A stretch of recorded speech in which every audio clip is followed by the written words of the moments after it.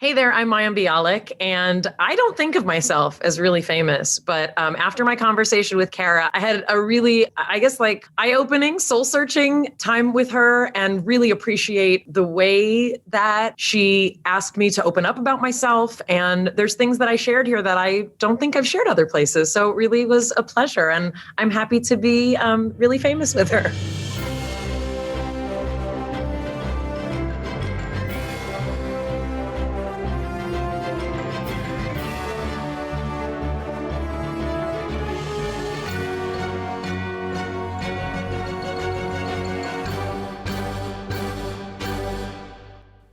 Hi friends, this is Kara. Welcome to Really Famous.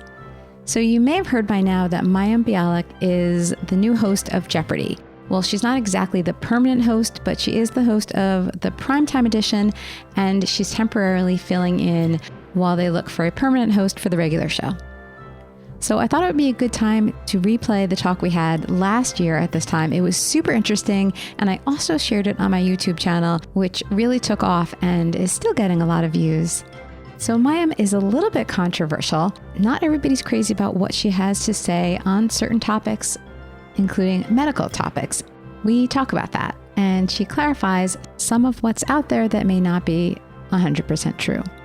So in case you missed it last year, it's a good one. She's super analytical and interesting. She's also in a new sitcom called Call Me Kat, which will soon kick off a second season. And her podcast, Mayim Bialik's Breakdown, kicked off just after we had this talk, and it's in full swing now. In fact, Mayim and I also recorded an episode of it where I was a guest. This episode is sponsored by my Amazon store. That's right, there's a store on Amazon called Really Famous. It's my own storefront where I have all sorts of goodies, recommendations, celebrity memoirs from a lot of my celebrity guests, and other memoirs that I've been reading and I recommend. I have a brand new holiday gifts and goodies list for 2021 with gifts for TV and movie lovers. It's fun. I have recommendations on the best TV and movies to watch right now, cool style picks, some things for the kitchen, something for basically everyone on your list. So if you check out my Amazon shop, it's at amazon.com/shop/reallyfamous, or you can just click the link that I included in today's show notes. It helps support the show. In fact, you can buy anything on Amazon. As long as you go through my link, it's supporting the show. That link again is amazon.com/shop/reallyfamous. Oh, and if you have suggestions on what to add to the shop, I am all ears. Reach out and let me know. Drop me an email at reallyfamouspodcast@gmail.com. And now, Mayim Bialik and me. So how are you holding up emotionally? I know you have you have all your YouTube channel videos, and you have a lot of things. You have a lot of outlets which are good for your mental health. Yeah. I mean, I think I don't really consider that, honestly, my outlet. It's an outlet for certain things, but okay. For me as a person who's, been very vocal about living with mental health challenges really my whole life, and as someone who worked in the field of neuropsychiatry as part of my thesis. Right. And I'm actually starting a podcast called Bialik Breakdown, where I can say, welcome to my breakdown, where we're going to be breaking down, myths, misconceptions, and, a lot of fallacies about the way we think about mental health. And as a mom of two kids, my concern is also, how are they doing? And how much can they tell that I'm not always doing well? And the answer is quite a bit. They know. I grew up, and many of us grew up in a very different time where our parents tried to make us think that they had everything figured out, and therefore we should listen to everything they said because they had it all figured out. And while there are definitely things that adults do have figured out, and listening to parents is very important, what I realize now and learned as I became more of an adult and did more therapy myself is that my parents are just people who were older and still working their stuff out, but they parented at a time when that was the notion. I'll tell you when you're hungry. I'll tell you when you're happy. I'll tell you when you're cold. Put on a jacket.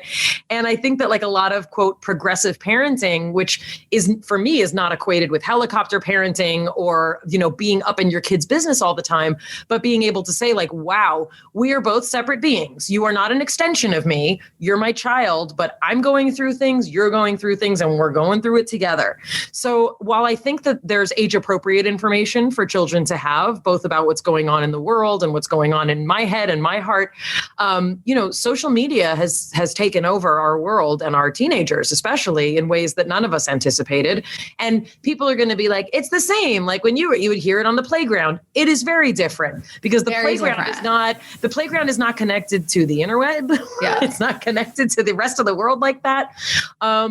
So I definitely try and be honest with my children. And I think that's where you have to decide what's shielding and what's not. Because if you tell children you're okay, but you're not, they know. And they don't always know that you're not okay. They know that what you're telling them and what they're feeling don't match. And that mismatch can be very, very upsetting to children. It can make them feel like they're going crazy. And they're not going to put their finger on it at 5, at 7, even at 15. But that's what I try and do. I try and match for them that even if I'm going through something that they don't have full access to, I say, I'm having a hard one. Today's a hard one. Here's what we're going to do. We're not going to put extra pressure on whatever. We're going to order in, or we're going to take a walk. We're going to all have separate quiet time, whatever it looks like. Yeah. But also, right. So that's so interesting what you're saying about the mismatch too, because then they don't really trust themselves. They question their own intuition or ability to feel what somebody else is feeling.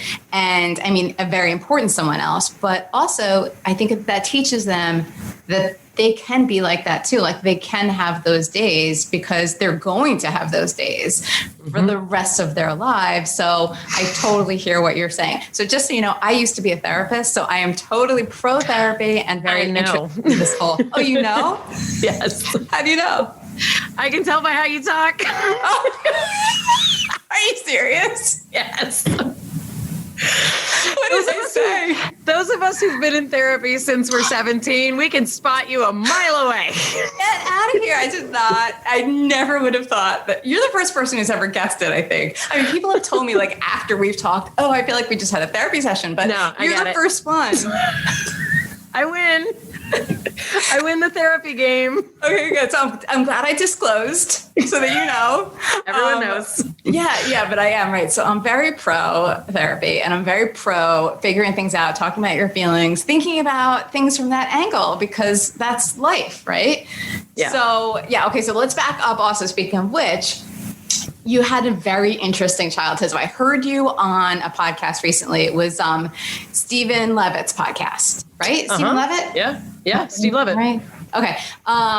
It was so great. I was really you were such an interesting guest and just talking about all these real things. And I just loved it. And I appreciate you. Thank you. I appreciate that. I had a wonderful time with him. Yeah, Steve Levitt's the Freakonomics guy, as people know him. He's at University of Chicago. And that was actually one of my favorite interviews. I'm sure this will be a close second. Let's hope. All right. So you were talking about your childhood with him and very interesting. So I hate to ask you to kind of repeat the same thing you talked about. But for those of, us who haven't listened to that, maybe you can tell me, like, walk me through it impacted who you are now, for sure, how you grew up. You were worried a lot, right? There's mental illness in your family. So I'm not going to say it. No, I kind of want your analysis, honestly. I skipped therapy yesterday. No, I'm kidding. But okay. I still will if you want. Okay. So, I don't remember exactly, which parts of everything I talked about, but, I can tell my story kind of in a nutshell. I'm a second generation American, and that is a big part of my story. My grandparents came to America during the pogroms that preceded the onset of World War II. So on my mom's side, like my grandmother was an orphan when she came to this country. Half of her siblings had died in the war and she was separated from her remaining siblings. And my mother's father was from a small town in Poland. And he had, both my grandparents left school I don't even think my grandmother finished elementary school. My grandfather left at 15. So my mom's side of the family, you know, they met at night school. They barely spoke English. Night school didn't work that well. And my mom grew up in poverty. Like my mom grew up in a tenement house. She was born during World War II in the Bronx. And on my father's side, a little bit more of an assimilated story. My father's mother was from Warsaw, came over as a young girl.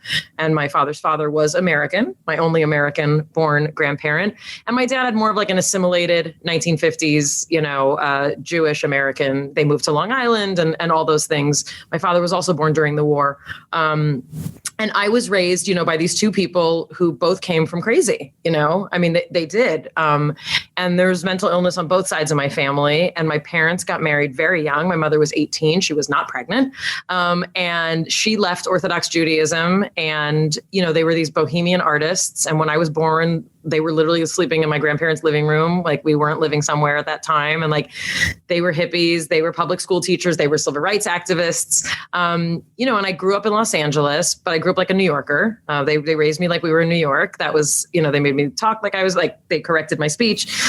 Wait, to have a New York accent, you mean? Yeah, I was corrected. Really? Yeah, I was corrected to speak like they speak. And, you know, we like hit the penny in the street. Like we had, you know, bottle cap races. I grew up without a lot of money. We never owned a house in my life. I grew up with one bathroom for 4 people, and there are people who have it a lot worse than I do. But where I grew up, that was unusual. I was part of the busing program, the magnet programs of the 70s and 80s, where they took kids like me who came from rented houses with one bathroom for the whole family. And, you know, I went to school in places where they had many bathrooms and different cars. Yeah. And, you know, wow. And I was a very, you know, I was a quirky kid. I was definitely outgoing. I talked a lot. I was a problem solver. My nickname was Freud. You know, I was the one in the family, like making my parents makeup and trying to make sure all the pieces, you know, were in place. And my parents did the best they could. Absolutely. But I was a child that I was very, very anxious. I started experiencing more proper depression, I'd say probably in middle school. And, you know, I'm a person with OCD, and I fall on the mild moderate, but certain things that are moderate are definitely more problematic. And I didn't know that's what it was. Like a lot of kids have things they do. I just, as I got older and as doctors kept saying, like, why are you so this? Why are you, do you have a number? I said, of course I have a number. Who doesn't have a number? I got to touch things that number of times. And the doctor was like, very interesting. Oh, Let me ask you some more questions. Wait, so you didn't know then, like, it just didn't feel I mean, of course it was uncomfortable, but it wasn't that level of like, you weren't worried about worrying, or were you? No, I didn't know. It was just normal. I mean, I think like, and that's what's sort of, you know, both beautiful and disturbing about being a child. Like what you grow up in is absolutely normal. Like normal. It's normal. So like the things that we do, the things that any of us do, those are the things to bind anxiety. And some houses are more anxious than others. And I definitely grew up in a house with a lot of uncertainty, a lot of anxiety, financial insecurity. You know, my dad was a frustrated artist. You know, he was a public school teacher. So was my mom. Like, you know, there was a lot. There was a lot, and there was a lot for me to be anxious about. And, you know, in families like mine, like the Holocaust looms large. It really does. You know, it's like, it's a big part of I grew up speaking Yiddish. Like, you know, my grandparents never really spoke English very well. I mean, they got by, but, you know, I grew up in talk about it a lot. They talked about like, my grandmother would not talk about it. But your parents would. My parents, and it was just like, also? It was known. Yeah, you'd hear like bits and pieces. And I've actually learned more from my great aunt, who's the last living member of that side of my family. You know, I've learned about more aunts that I had that I never knew, you know, who died, and like just people I never knew, because my grandmother, she could not talk about it when I tried to get her to. I mean, she was one of those women who was always crying. She never recovered. And there are amazing people who come through what she came through and have a new lease on life, and they're very religious and excited. And that just wasn't my family's story. So it was just this like sadness that, you know, was always with her. And a lot of tension. There's a lot of tension on both sides of my family. And look, nobody talks about feelings. Like, it's not really a surprise, you know, like no one talked about feelings. it just wasn't what we did. It wasn't what my parents did in their childhoods, and there wasn't time for that. But you are so like that now. That's a lot of therapy. That's a lot. I mean, that's a lot. That's a lot of therapy. It's a lot of work. It's a lot of writing, and it's literally making my self-care, really my number one priority. It's what enables me to be a parent. I mean, I have to do it for my kids. I don't love going to therapy. I mean, well, most days I do, but I don't love having my week eaten up by all the self-care I have to do, but it's so that I can show up for my kids, and not be a wreck, Yeah. Especially right now. So yeah. Oh yeah. I mean, more than ever. So that's so interesting though. So then your nickname was Freud. So who named you that? I guess my parent, I mean, like they said, I was always solving problems. Like so I was solving that problems, analyzing things, I guess, right? Yeah, of course. Big time. Well, you obviously that you've always done. That's just part of who you are, I think. Mm-hmm. And so then why did you start seeing a therapist then? Was it that middle school depression? No, I'm trying to think. No, it was, I wish that I had started seeing someone in middle school. No, it wasn't until I was almost out of high school that I actually got help. I think the average number of years it takes for someone to get help after onset of symptoms is like 11 years or something like that. It's forever, right? It's forever. Normal. So, I mean, there were things from very early that were signs that you didn't know to look for anything, And when I was a very late bloomer, and when I started getting my lady cycle, my moods started kind of ricocheting about, which is actually not, now that I know, like it's not unusual when you're first starting to have all that leveling out of hormones. But, for me, it felt really, really deep and really, really dark. And that's when I got help. I started having panic attacks, like proper panic attacks, not the kind of panic attacks, forgive me, that a lot of people talk about, like, OMG, I had a panic attack because he was late. And it's like, no, if you have panic disorder, you know that very specifically you think you need to go to the hospital because you're dying. Feels like a heart attack. It feels like a heart attack. It feels like so physiologically it feels like a heart attack. But at 16, 17, I didn't even know what heart attack felt like. I knew that I thought if I didn't go to a hospital that I was going to die in the street. Like that's what it feels like. So that was happening. That's really when, I first, went and proper got help. Got it. Okay. So that's so interesting. So then you still have therapy today, but it helps you with different things. So do you feel like you figured yourself out? Like, do you feel like you figured all that initial stuff out? I have not had a proper panic attack in many years, which is really wonderful because part of panic attacks, which are different than anxiety attacks, is that the fear of having your next one is enough to set it off again. And that actually distinguishes it from it. Right. That distinguishes it from anxiety attacks, which you can be like, oh my gosh, I don't want to have another one. Panic attack, like you can give yourself another one from being afraid you're going to have another one, like another day. So that has not happened in a long time. I first got not good help. I was turned over by my internist to a psychiatrist. And while psychiatrists are very good at what they do, what I needed was a talk therapist. And I didn't even know to ask for that. So, I eventually, I like to say I've been in the right therapy since I was about 20. So it took a couple years of sort of, trying to figure it out. And being given medication, which absolutely helped me stop thinking I needed to go to the hospital. But working through a lot of that, yes, it takes a very long time. And the kind of stuff, that I live with and have lived with and is in my DNA and in my epigenetic system, I really do believe I want to be processing really for my life. Like I'm a strong believer in psychotherapy. And there have been times in my life where I've done cognitive behavioral therapy for specific things or, specific behaviors and things. But I really do believe in talk therapy, and I'm very grateful that I can afford it. And it's actually one of the things that drives me most in working in mental health is the fact that it should be something everyone has access to and not just people who can afford it. And I'm sure you know a lot about that. Absolutely. It's so important for like practically everybody to have access. I think everyone at some point, and I'm not saying everyone needs to be in therapy forever, like I plan to be. But yeah, when you've experienced a death, the solution is not, you shouldn't feel what you're feeling, take this pill. The solution should be, what does grief look like? Let's talk through what grief looks like, what it feels like, and what you can do so that it doesn't become something that is so dark and dire that we might need, to use pharmaceutical intervention. I think in our culture, we're so uncomfortable with feelings that when people experience grief, for like when my father died, bless his memory, like, of course there were elements of depression, but it's called grief for a reason. Sure. It is the set of emotions, thoughts, and behaviors that allow us to process an enormously significant loss.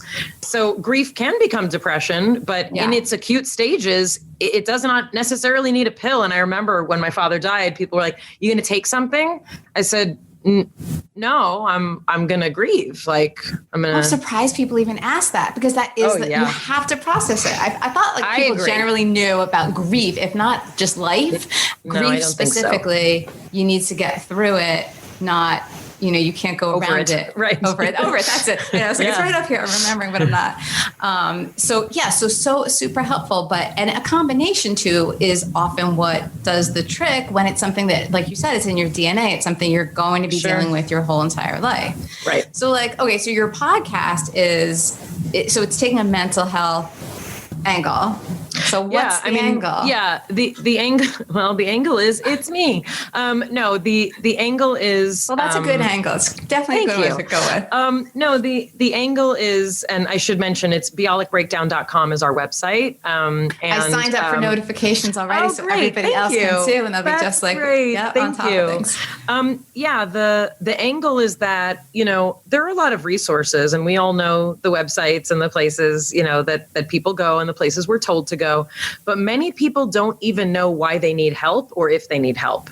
And so what I'm trying to do is literally break down some of the basic diagnoses. I mean, I'm sure you've heard this during the quarantine. I can't tell you how many people don't even know that they're anxious, and they're describing all these things. And why am I feeling this? And why is this happening? And it's like, look what's going on in the world. Sure. There are many different feelings that are going to come up, and some of those feelings get translated into physiological things that happen in our bodies. So the idea is to sort of break down basics surrounding mental health, not so that we can diagnose you and give you a pill or tell you what pill to ask your doctor for, but to also be able to take a more holistic approach, literally, to say, what's the whole picture? What are the things that contribute to mental health problems that many of us are never told about? And even things like diet, like meditation, like massage, like exercise, like things that we're not told to go to first. And in addition to, we're often just told now, here's the pill, or you'll figure it out. It'll get better. Call a therapist. That's not working for so many people. So the idea is also to build this breakdown site into hopefully a reference point where people can learn more about the individual things we talk about, and also start to build a community of help and support. Okay, so it's beyond a podcast that you're really developing a whole community. That's my hope. The only reason I would ever consider going into politics would be for mental health advocacy and for legislation to increase resources and support. Because I believe that it's a human right to be educated about your mental health so that you can have access to the resources you need. It should not be, something just for the elite. And it shouldn't be something that only certain people get to know about. We all deserve to know what trauma is. And, much as I appreciate, again, kind of like OCD and panic attacks and PTSD, people throw these terms around. What do they really mean? Where is it significant? And when do you really need to ask for help? Trauma is a significant aspect of many people's lives, and we've only really started talking about it out in the open in the last 5-10 years. Trauma is a real thing, and trauma doesn't happen overnight, except when it does. And usually trauma gets triggered later from earlier things. Like, that's a whole thing, but that's your human right, to get to know all those parts of yourself. Well, you really know your stuff, I must say. You are I know you got a PhD in, what is it, molecular biology? Nope, neuroscience. Neuroscience. Yeah. Sorry. I know you have your PhD in that, but it seems to me like you're quite educated and knowledgeable. You've obviously learned a lot in therapy. I absolutely paid attention in therapy and continue to. And also, I've used the services of organizations like NAMI, the National Alliance on Mental Illness, to help me through situations and help me through situations with family members. So I've also, learned from the kind of support that they give. Yeah. So, okay. So for somebody who's so like a finger on the pulse and understands it and analytical and ups and downs and all of that, how on earth do you deal with Hollywood and like the ups and downs of the entertainment business? I guess not as well as I could and better than I used to.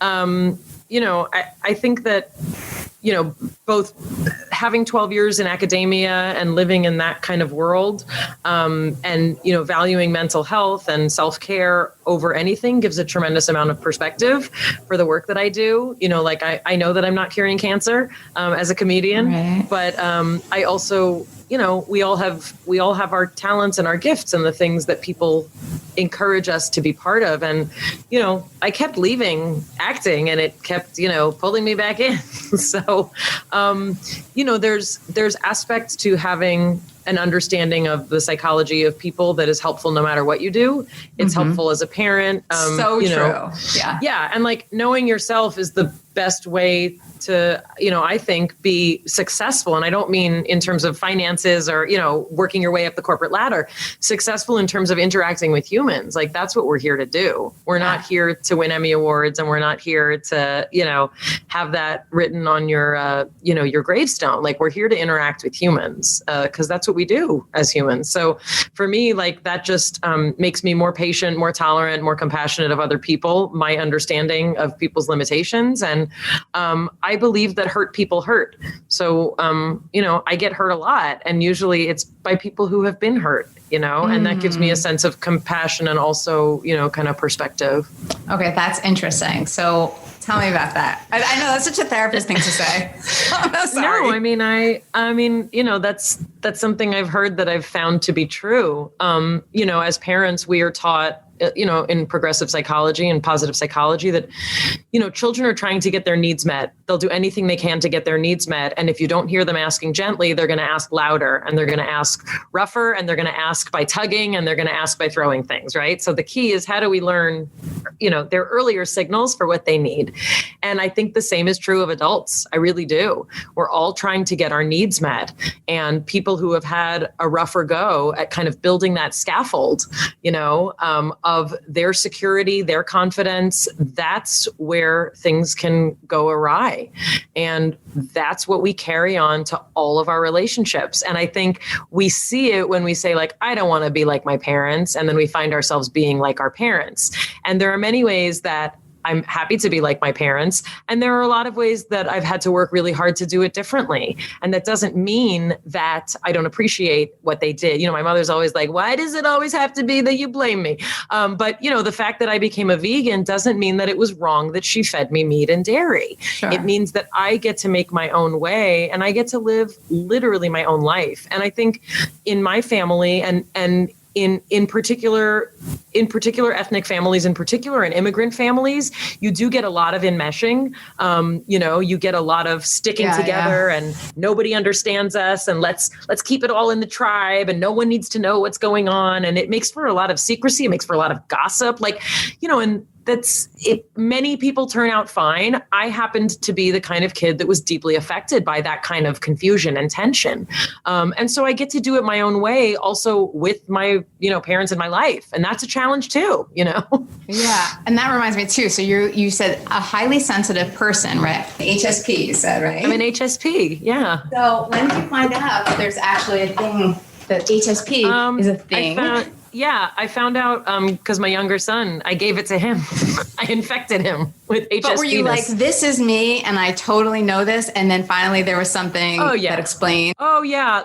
Once I saw that acronym, it felt really good to know that it's a real thing. Yeah. And my whole life I was told, you're too sensitive, you're too emotional, calm down, blah, blah, blah. all those things, which just made it worse, just made me feel crazier. I was in a significant car accident 8 years ago. And after that, a tremendous amount of literally trauma stuff surfaced. I became sound sensitive. I became touch sensitive. And I was like, what is happening? I've lived my whole life not thinking of how loud a fire engine is. Like, why is this my life? So it's so interesting to have a child who did not experience, thank God, a car accident or that kind of trauma, and just was like that naturally. So the two of us together, when fire engines pass, we both go like this. So interesting. So that's actually I cover his ears, he covers mine. Yeah. So interesting. It's a physical response to physical like sounds and light and things like that, not emotions of like, because I was thinking when you first talked about it, you're right. I was thinking about how you feel really, it's empathy to the nth degree. With me, it is everything to the nth degree. Like that's how a lot of people describe me. Like all the feelings at 100, you know, and I'm really grateful I found other friends like that. I have a friend, Abby, who's like this. And like when we became close friends, really just in the last, 5 or 10 years, like we were so happy to find each other, but it's a lot. It's a lot of emotional information with us, like all the feelings, so many feelings, like crying when we're happy, crying when we're sad. When you put us together, it's like all the time. And you obviously shouldn't marry someone like that or, hang out with someone like that too much because it's a lot. But yeah, that's what it's like. And, I've had people tell me that, like I hear things differently, meaning I hear what they really think. Like people have admitted to me, partners, boyfriends have said, I didn't want you to know that that's what I was saying, but you figured it out. I just hear it. Like I hear with my heart is how I say it. It's very strange. Right. It's a superpower. That is interesting. But I think that, I don't know if that's connected to that or if it's just you really being in tune with. To me, it feels like it. Well, I appreciate that. To me, it feels like a deep, deep connection to emotional content. Whether it's coming in, whether I'm putting it out, it's a deep connection and it's an emotional attachment also to physical things that occur in my environment. Yeah, like I said, I hope it's a superpower. Yeah, I would think, right. So it could be a gift and a curse, right? It could be both things. But, it's a lot. It's a lot, but one with the other. So is that interesting for your friend, for you to see what you are like on the other side? I mean, you probably see it more with her, I would imagine, than your son, right? Yeah, I mean, it's different because when you're parenting, you are tasked with helping someone else regulate it, and kids can get overwhelmed by those feelings because they haven't named them yet. They don't know what they are. And I remember the first time that Fred felt fluttery in his chest, and he literally described it. He had zero idea what was happening. He's like, it feels like something's building. What's building in my chest? Why does it feel like that? And it was so interesting and also like a wonderful point to be able to say like, hey, I get it, And I remember that night when I was tucking him in, he was like, I'm so glad you're like me. Because like you understand. And I was like, oh, and my ex-husband, we have a really beautiful relationship. We work very hard at it. He's not necessarily like that, which you can't have two people who are like that. But it's so sweet that like I can hold those things in a different way, and and he can hold different things. And even though we don't live in the same house, like we're still co-parenting, these people. Like we're their parents. So it's really cool that he'll say like, oh, this child, he's just all the feelings. And I'm like, I know. But I bet he's also like, yeah, I know about this. This is nothing new for me. Oh, yeah. And like Fred, my little one, he's more of like when he gets angry, like, it, he will throw something. And like, that's me, like I was a thrower. And my ex-husband's like, I don't understand. Just don't throw things when you're mad. And I said, if it were that easy, like, but I get it, I really get it. And that's also, that's why apparently we have children is because we're not done growing, We're not done growing. And that's what I get to say to my kids. Like, I've never parented you today. I've never known you when you're this days old. And when I'm this age, like here's our first day, here's our first day doing this day. And I think that it's so important to realize that you're always going to be growing, and not only to realize it, but to accept it and want it and celebrate it, because I think it's the day that you stop doing that really problems can start on a bigger level, because we're always evolving. We're always learning, and there's always new information coming in. But I think the problem is like, no one told me that. Like when I was a kid, I thought, boy, life is hard and I'm very moody and I like reading French, existential philosophy. And one day I'll stop feeling so conflicted and I'll find the man who I will spend the rest of my life with and everything will be great.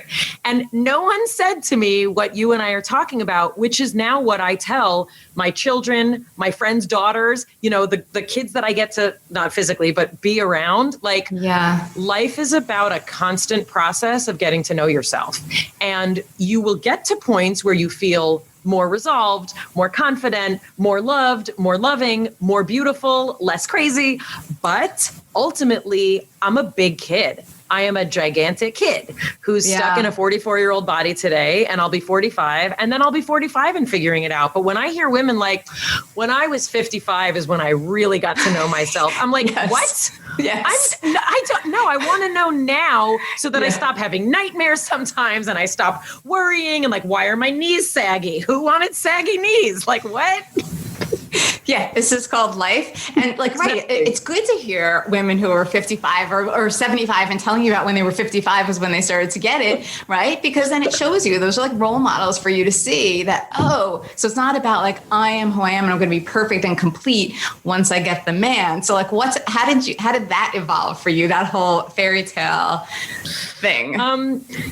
That's like, it's really smashing the pictures, like smashing the pictures of what you thought your life should look like. And, I'm very grateful. My parents were together for 53 years until my father passed. And, I was taught that there's only one way to love, and that's it.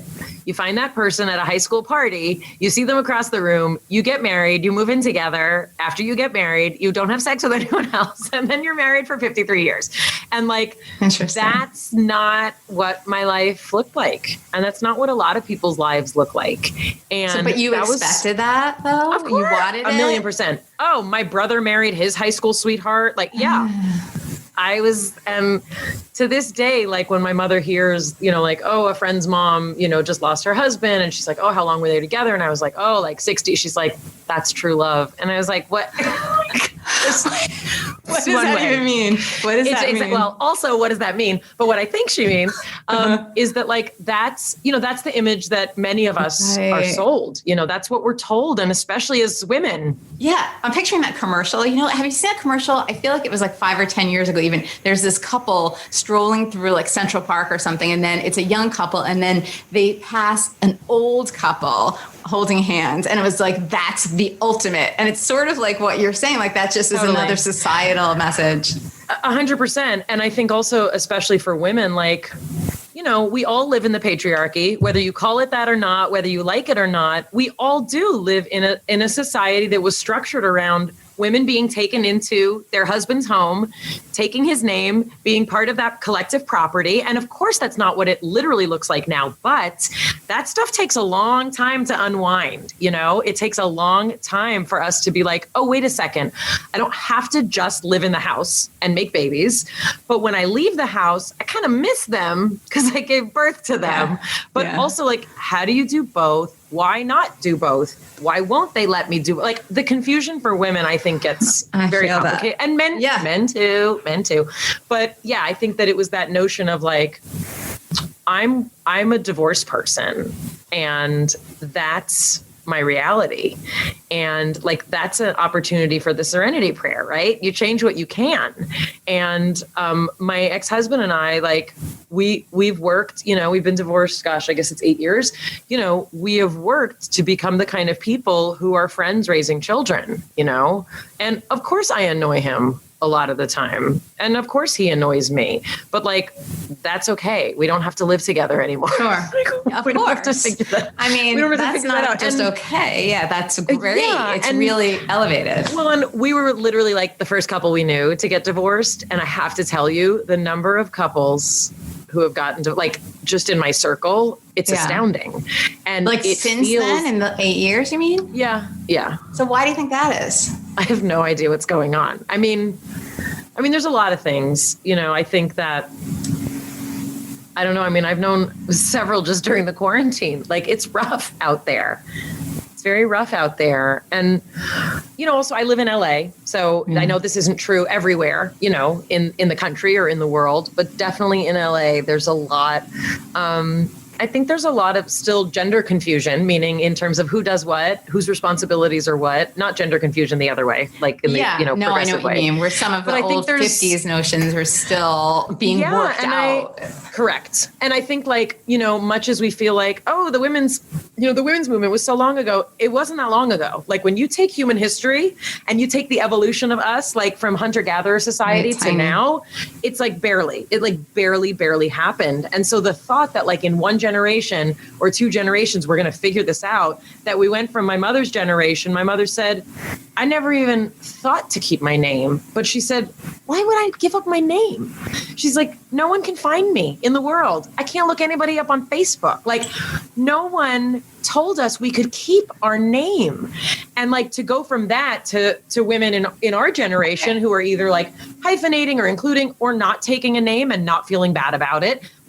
So many things also we have to catch up to so many other things. The patriarchy does not unwind in 40 years, Right. And these things take time and they're uncomfortable too. There's going to be a lot of, and not going to be, but there's still going to be a lot of struggle and a lot of pain. And it's really change and growth can get ugly, but it's necessary because that's just the nature of the beast. Yeah, we break down before we build back up, Right. And I think also so many people don't, we want the fix now. It's very Western of us. We want the fix right now. We want it better right now. Let's open up our marriage. That'll fix it. Let's have another baby.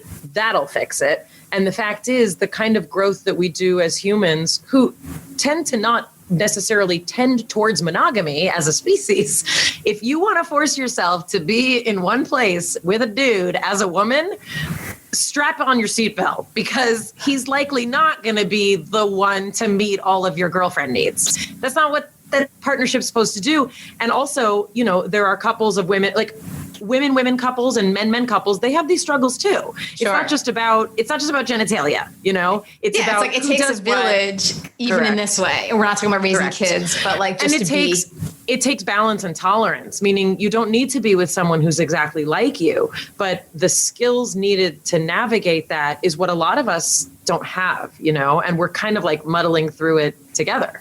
That's interesting. So how, I think you're right, but how would we as a society give people skills like that? You know what I mean? That's an interesting question, I guess. I mean, if you want me to use my super creative brain, my creative mental health brain. Yeah, I think that the kind of reasoning that you and I are talking about, I think should be part of our education from the time that we are in puberty, if not before. And we're seeing this with a lot of progressive children's books about feelings and, learning to talk in a different way and think in a different way and understand that people are different and people have different feelings. And I'm not just talking about being a hippie and being books about trans people is the answer. I'm not talking that specifically, although that may be the answer for some people. But the notion that we have something inside of us that needs calm, that needs space, that needs a certain amount of boredom, the notion of teaching mindfulness, that's something we're starting to see in certain public schools, here and there. That opens us up to the possibility of understanding our place in a way that none of us have been taught. And to me, learning how to be a good partner, not just sex ed and some of the things that are being taught in sex ed. Yeah, I wouldn't send my kid for those classes. I don't need you to tell them every single detail about every single possible way to not get pregnant. We could talk about it other times, but that's not what I'm talking about. I'm talking about emotional preparation, for what comes next in the world. I mean, if we're going to teach you how to do math so you can balance a checkbook, why do we not give anyone skills for how to exist as a psychologically present human? It's not just about say no to drugs. It's about drugs and alcohol are the things that we do to fill that God-shaped hole, right? Whatever that hole is in your soul, whether it's from trauma or abuse or just being an existentially existing human, we're going to fill it with something. You can fill it with work, you can fill it with food, or you can fill it with this self-awareness, you know? Yeah. And there's still going to be people who want to drink and do drugs. I totally get it. But the notion that when you're a teenager, that's what you're being taught to fill it with. Or here, take this pill. Take Prozac. That'll fix it. You Right, know? or take this phone or get more followers or whatever it is. Correct. Take a better it's so selfie. Interesting. Yeah, right. If you could only master the selfie, you're going to be mastering life, which of course is not. Just in case it sounds face value or whatever. Can you imagine though if everybody was like when we get kids at a young age and they're taught how to empathize and how to understand and listen to other people, and that would just change everything. I mean, maybe it wouldn't change everything. No, but I have to say that, a lot of the, and I do not have perfect children. Absolutely not. I would never claim that. I'm not a perfect parent. Well, they are not perfect children. No, nobody does. But what I will say is that, I was teased and ridiculed and called out for a lot of aspects of parenting choices that I made very consciously. And there are those among us who do believe that the way you conduct yourself in pregnancy, the way you prepare to have a baby, the way you give birth, meaning the mental state you're in, the way you set up the first 40 days of the new life of a child. People love to laugh at us hippies who don't let anyone in the house for 40 days and, do all these things where we put a sign on the door. Please respect this home. We just had a new little soul enter it. Please ask what you can do to be of service and leave in 20 minutes, right? I'm a lactation educator counselor. Many problems that I counsel women about regard their lack of self-care in the postpartum period, meaning doing what they think they should do, doing what they're having the mother-in-law come who's not supportive, and then wondering why they're getting breast infections and get, run down and all these things. So a lot of the things that we, attachment parents do are done because we do believe it facilitates a level of communication with our children that we hope will set them up for solid dependence and future independence. And people told me my kids would never walk. They'd never eat right because I kept breastfeeding them so long. They'll never want to be separate from you. And the things that we were told were absolutely right for our family. They may not be right for every family, but that's sort of the awareness that many of us choose to have about a lot of aspects of parenting. And it's not easy. And we do choose to homeschool partly because we want that connection with them that way. But the fact is, there are so many ways to parent, but every child deserves a present parent. Every child. They deserve a present caregiver. And that's why you decided to leave acting, right? You decided to get your PhD and be home because there's one I'm just kind of repeating what I heard you say before. There's one chance. Right. And then also, I did not continue with a postdoc after getting my doctorate because I chose to be home with my kids. I don't know if that's the right decision for every woman. Some women may want to go right back to work, and that's totally fine. But that doesn't mean that the child doesn't get a present caregiver, And there have to be ways that we can still encourage parents to value being a parent. And I think especially a lot of women were taught, you can do it all. I mean, that's what I was told. You can be a superwoman. You can work. You can have kids. You can work your way up the corporate ladder. And what a lot of women are realizing and writing incredible books about is that you cannot be in more places at once than you can be. And it's also okay to say, wow, there are many countries in the world, yes, Northern European countries in particular, that say we value parenting. We value it so much that we're going to give you a year paid leave, and we're going to give you your job back, and then your partner can take off when you go back to work. Like, there are countries that have prioritized that. Yeah. We are not those economies. We are not those populations. However, given the resources in this country, you would think we could come up with a way to allow more moms and dads to be able to say, this is an important job. Parenting is an important job. It doesn't mean you have to do it. If you want to go back to work, by all means, go back to work. But for the people who are torn or the people who want to find a way to make it work, it's extremely difficult. And during the quarantine, so many of us are basically being told either have a job or school your children. because that's a decision every woman wanted to have to make. Right. Because it basically is impossible to do both, but it's not impossible. It's possible, but like you can't do them perfectly. No. And the fact is when people are like, well, you homeschool, how do you do this? We homeschool with one working parent, that's me, and one parent whose job is to be the homeschool parent. Every family that I know in our homeschool community is not part of a family with two working parents. You cannot do that. Homeschooling involves being physically available, emotionally, cognitively available. It doesn't mean setting them up on a Zoom and hoping it goes okay, because that will make everyone crazy. So what people are doing now is, you're right, it's impossible. What we're doing is we're all doing the best we can right now. And when I'm working and have my kids and I'm getting them set up on Zoom, I'm as crazy as you are. I'm like, I can't, I got to do that. People are I don't know, figure it out. Like, that's what my house looks like. And also feed the cats when you're done. But that's life. That's family. That's what it is. That's just and we're what all in it. We're all in it. Except for the 1%, we're all in it. Meaning like, except for the people who can pay to have tutors take care of their children. And God bless them if that's what fine. But for those of us who are in the trenches with our kids, we're all in it together. You're so fascinating to talk to, and your mind works so fast, and you think about things on such an interesting level. I love that. I wonder, I feel like you need friends like that too. So have you always found friends like that, or no? I bet. Hard, right?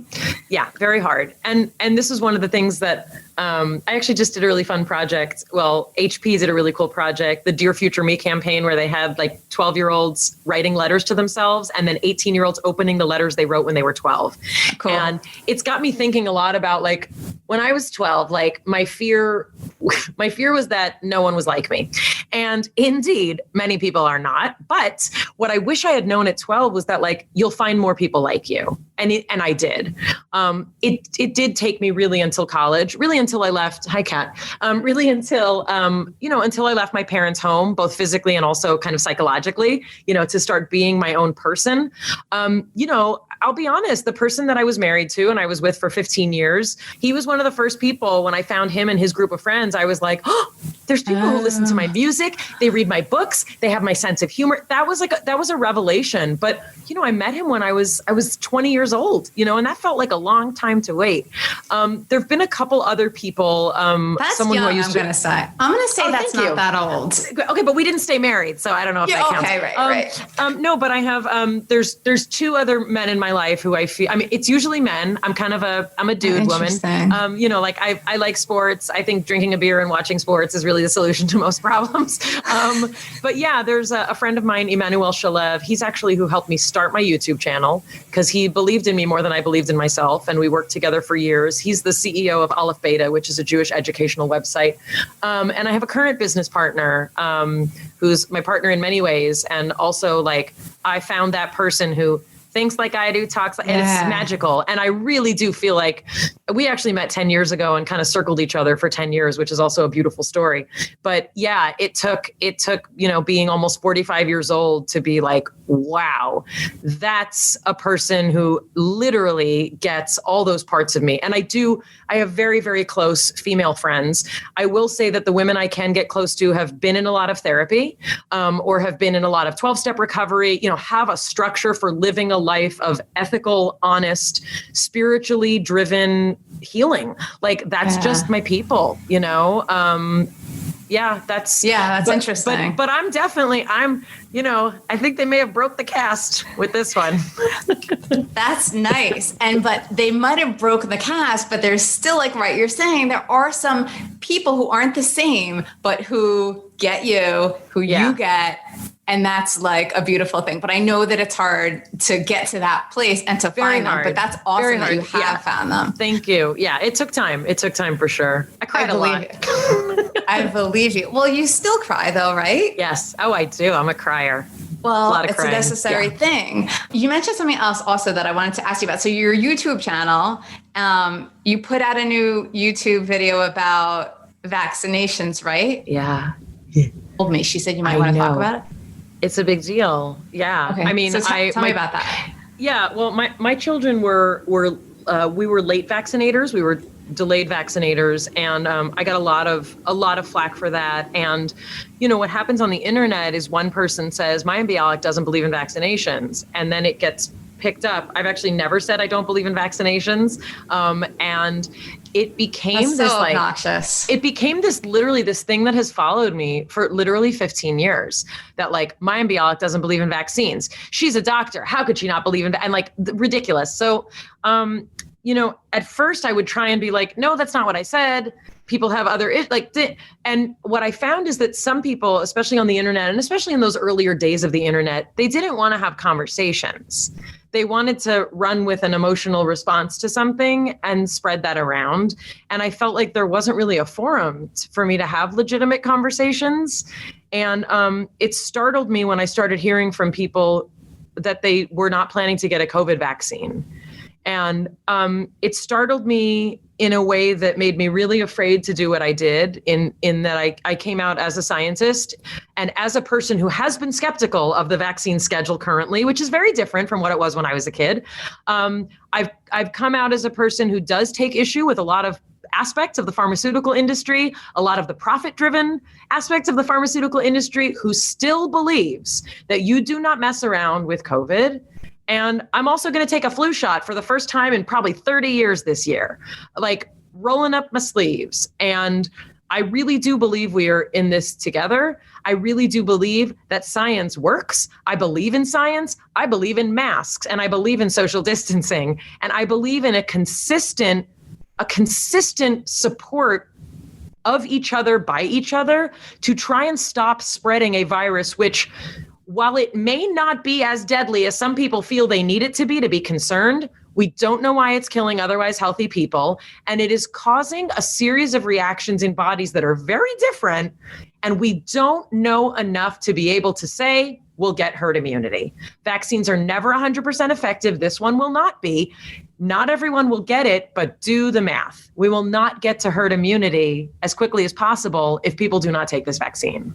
You're so clear in how you describe everything. I really have to give you credit too, because obviously you know what you're talking about, but to be able to say it in this way, communicate it so clearly so that people really hear what you're saying, understand it, and feel it. It's unusual. I think it's unique. And also I've told you enough about my family. I'm sure you could guess the reason that I'm like this is because every dinner was a debate. Every dinner was who can be heard and how do you get heard? The best way to get heard in my family is to be loud and to get to your point quickly. That's literally why I speak the way I do. And not to talk about feelings, though. You can't let feelings get in the conversation, you get to the feelings later. When you cry in your bed and you put yourself to sleep by crying, that's when you talk about feelings. Right. So again, it's gifts, right? Gift and curse, a little bit of both. It's all part of the package. Correct. So let me ask you, if you don't mind, just a couple of quick questions. So what is one of the biggest lessons that you've learned as a parent? Oh, gosh. I know there are many. There are many. You're never done growing. Your children, they're my mirror. They're absolutely my mirror. Every time that I want to scream at them, be rough with them with my words or my hand, it's because they've triggered something in me, or I do not have enough resources to handle them. I'm never done growing. Okay. Biggest lesson, or one lesson that you learned in Hollywood or entertainment? You're replaceable. We're disposable, My production company is called Sad Clown. We're sad clowns, So interesting. Okay. One, we talked about gift and curse. What's one gift and one curse of The Big Bang Theory? Wow. The gift is that it allowed me actually to be with my children. A sitcom schedule is very, very easy for family. That was amazing. I don't know, a curse. Straightening my hair for that many years, that many times a week damaged my hair, and it may never grow longish again. Wait, really? It stops about here. It won't grow anymore. It's really sad. That's not so. But now I have a tiny haircut and I love it. It's cute. So that's interesting. So that was from every day of straightening your hair on set? Yeah. And somebody was like, I straighten my hair every day and it's not like that. Well, you have better genetics than I do. My hair is done being straightened. Right. If we learn anything, we talk about anything, it's that everybody's different. Everybody's unique. I mean, I hate anecdotal, like people are like, well, that didn't happen to me, so it can't be happening to you. That's actually not how science works at all. Totally not. Okay. And one regret, one thing that you would do differently if you could roll back time. Like just in any time in my life? Yeah. Open-ended question. As a therapist would truly like to give you. It's hard, it would probably center around my dad. I said everything that I wanted to say. I really did. I was very clean when my father died.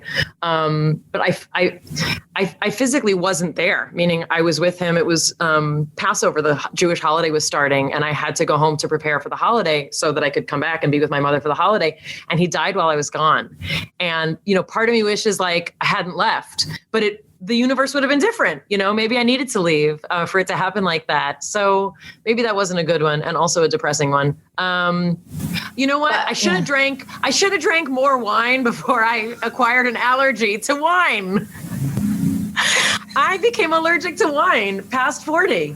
Like itchy palms and hives just from wine. I know people are gonna be like, it's the sulfites. I don't like wine enough to figure out if it's the sulfites, but I should have drank more when it didn't give me like a hangover from half a glass and itchy palms. Well, there could be worse things to be allergic to, I think. I guess. So who do people think you are? What's the image people have if they're going to say, oh, I know Mayim Bialik, what would they say, do you think? Oh, people usually say that I'm serious, I'm weird, controversial, annoying. I think people think I'm annoying, which is fine. Like plenty of people think I'm annoying, but I think people think I'm much more like serious than I actually am. People assume that I'm very, very uptight. I actually have a vulgar sense of humor. I don't really talk about it publicly just because it's whatever. It's not what I leave that to like the Sarah Silvermans and the Amy Schumers. They can talk all about their hoo-hoos on stage. But I actually have a very vulgar sense of humor. I mean, I'm fine with I curse. I like sports. I grunt loudly when there's sports things happen. So interesting. Just this time I've spent with you, I wouldn't think any of those things that you mentioned. You know what I mean? Like all you have to do is look beyond whatever. I'm your favorite onion. Am I your favorite onion? Yes, you're my favorite onion, but we're all onions. But yes, you are quite a layered onion. And then the last question is, who are you really? Oh gosh. I'm Mayim Chaya. Like I'm my Hebrew name, is like my I feel like my truest identity. I'm the child of my parents. In Hebrew, we don't have last names. Last names were actually only used by Eastern European Jews starting like in, I think, the 1600s. You were always known as the child of your parents. And that's who I am. I'm the child that my parents named me on day 8. And I'm the child of Brina Basha and Benjamin Yiddle, 2 first generation Americans who, whose parents came here because it had to be better than what they left, and here we are. That is such a sweet answer.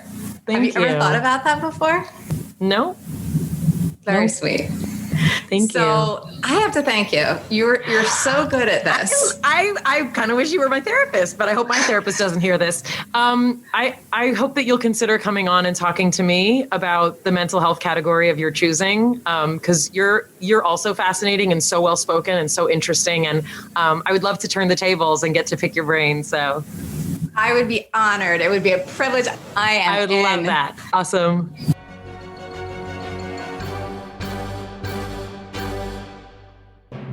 Mayim Bialik. Tune into her new podcast at bialikbreakdown.com. You can also check us out on my YouTube channel. Go to youtube.com/reallyfamous, tap subscribe, and then tap the notification bell, and boom, you're all set. And remember to check out my Amazon shop at amazon.com/shop/reallyfamous, where you'll find an assortment of fun finds and gift ideas while also supporting the show. I'm Kara. This is Really Famous. Thanks for hanging out with me and Mayim. I'll be bringing you more spectacular guests very soon.